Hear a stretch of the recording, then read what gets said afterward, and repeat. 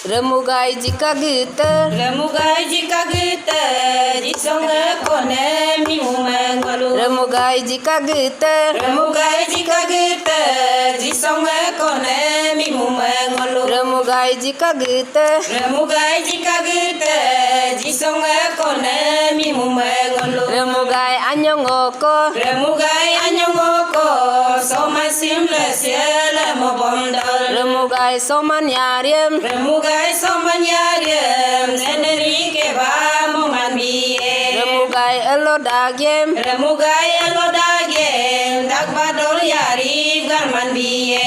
remugai elodobwem, Remugai elodobem gongman pe gogla moman pe ngolu mokbiye. remugai elopuliem, Remugai elopuliem keku pe sola kongga pe ngolu banmanbiye. remugai jika gita, Remugai jika gite jisonge kone mimumengolu. remugai jika gita, Remugai jika gite jisonge kone mimumengolu. remugai menyingkonying, Remugai menyingkonying pedonge kongku yai bulu. remugai melokono, Remugai melokono tagyo komana ne bulu. remugai apung mitum, Remugai apung mitum talung pengolung tung memboto. remugai gineywange, Remugai kine yange kamolong molu ye goboto. remugai delong rodem, Remugai delong rodem lamia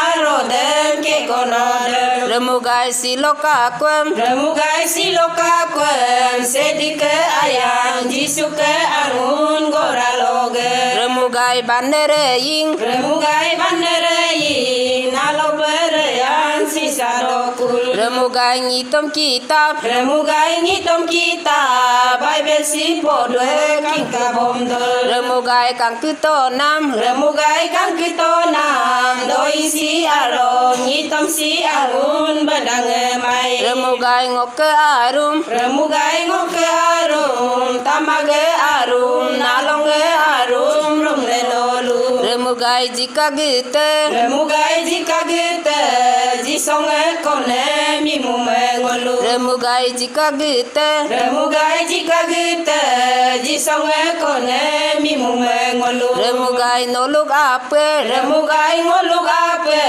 tekila reno dunga suma. remugai yai jisum, Remugai yai jisum yitgalang kujung walutaka. remugai yai sedim, Remugai yai sedim yitgadol ngolu kumlang kujung. remugai sinupaki, Remugai sinupaki budiam ngolu kenang kujung. remugai sikopagro, Remugai sikopaglo bukanem ngolu gaglang kujung. remugai jika gite, Remugai jika gite jisonge kone mimumengolu. remugai jika gite, Remugai jika gite jisonge kone mimumengolu. remugai jika gite, Remugai jika gite jisonge kone mimumengolu. remugai jika gite, Remugai jika gite jisonge kone mimumengolu.